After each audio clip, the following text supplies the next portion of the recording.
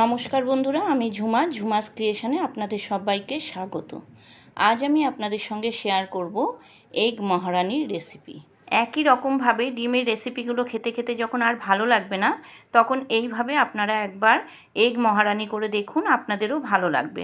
আর এটা ভাত, রুটি, লুচি, পরোটা, নান, ফ্রাইড রাইস, পোলাও সব কিছুর সঙ্গেই খুব ভালো লাগে। তাহলে চলুন দেখে নেওয়া যাক এগ মহারানির রেসিপি। প্রথমে 4টে ডিম সিদ্ধ করে নিয়েছি।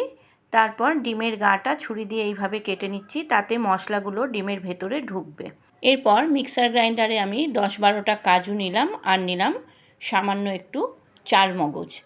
এই কাজু আর চারমগজটাকে আমি গুঁড়ো করে নেব।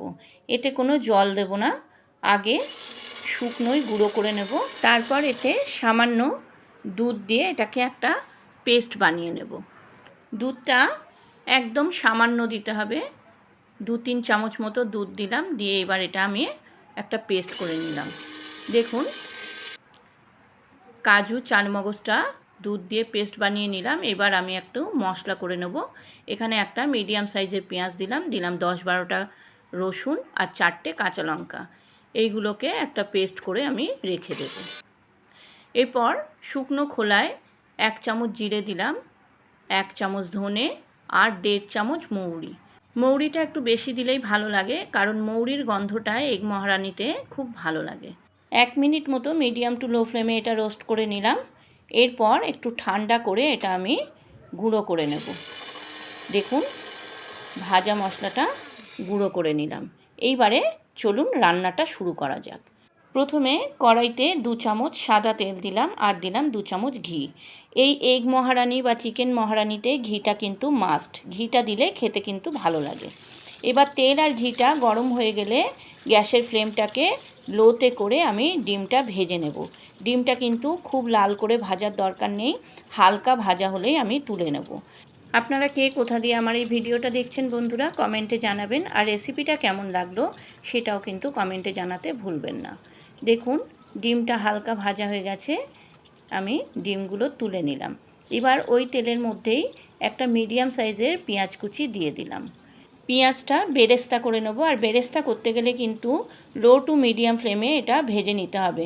হাই ফ্লেমে ভাজলে কিন্তু পেঁয়াজটা পুড়ে যাবে। আমার এই রেসিপিটা যদি আপনাদের ভালো লাগে বন্ধুরা, আমার চ্যানেলটাকে সাবস্ক্রাইব করে দেবেন, লাইক কমেন্ট শেয়ার করবেন, আর পাশে থাকা বেল আইকনটা প্রেস করে দেবেন, যাতে আমার ভিডিও আপলোড হওয়ার সাথে সাথে আপনাদের কাছে নোটিফিকেশান পৌঁছে যায়। আর পুরনো বন্ধুদের আমার অনেক ভালোবাসা আমার পাশে থাকার জন্য। যারা আমার চ্যানেলে নতুন এই রেসিপিটা দেখছেন, তাদের কাছে আমার অনুরোধ, আমার চ্যানেলটাকে সাবস্ক্রাইব করে আমার পাশে থেকে যাবেন প্লিজ। আমিও কথা দিচ্ছি আপনাদের পাশে থাকব। দেখুন, বেরেস্তাটা প্রায় ভাজা হয়ে গেছে। এইবার বেরেস্তাটা আমি তুলে নেব।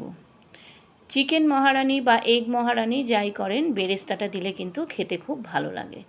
দেখুন, এবার ওই তেলেই আমি দিলাম একটা তেজপাতা, একটা শুকনো লঙ্কা, 4টে ছোটো এলাচ, 4টে লবঙ্গ আর অল্প একটু দারচিনি। এবার এইগুলো একটু ভাজা হয়ে গেলে আমি দেব মশলার পেস্টটা। এতে পেঁয়াজ, কাঁচা লঙ্কা, রসুন আছে।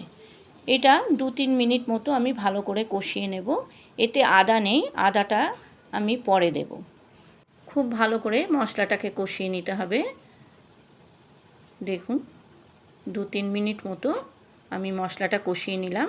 এরপর এতে দিলাম 1/2 চামচ আদা বাটা। এই আদা বাটাটা দিয়ে আরও কিছুক্ষণ কষিয়ে নিতে হবে। মশলা ভালো করে কষালে তরকারির স্বাদ কিন্তু আরও দ্বিগুণ হয়ে যায়। এইবার এতে দেব 1/2 চামচ কাশ্মীরি লঙ্কার গুঁড়ো। এই কাশ্মীরি লঙ্কার গুঁড়ো দিয়ে আবার মশলাটা আমি ভালো করে কষিয়ে নেব। এতে কিন্তু হলুদ একদম দেওয়া যাবে না, এতে সামান্য একটু কাশ্মীরি লঙ্কার গুঁড়ো দেওয়া হয় রং হওয়ার জন্য। দেখুন, কাশ্মীরি লঙ্কার গুঁড়োটা দিয়ে আমি ভালো করে কষিয়ে নিলাম। এরপর এতে দেব চারমগজ, কাজু আর দুধ দিয়ে যে পেস্ট বানিয়ে রেখেছিলাম সেইটা।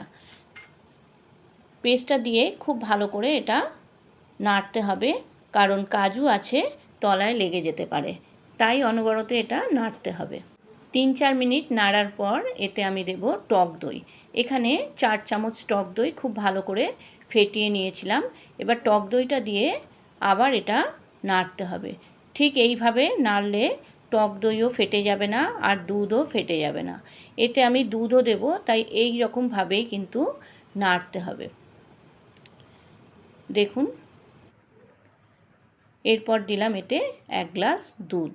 দুধটা আমি আগে ফুটিয়ে ঠান্ডা করে নিয়েছিলাম। দুধটা দিয়ে খুব ভালো করে এটা নেড়ে নিতে হবে। এরপর এতে দিলাম 1 চামচ নুন আর 1 চামচ চিনি। এই চিনিটা আপনারা চাইলে স্কিপ করতে পারেন, তবে চিনিটা দিলে কিন্তু টেস্ট খুব ভালো হয়।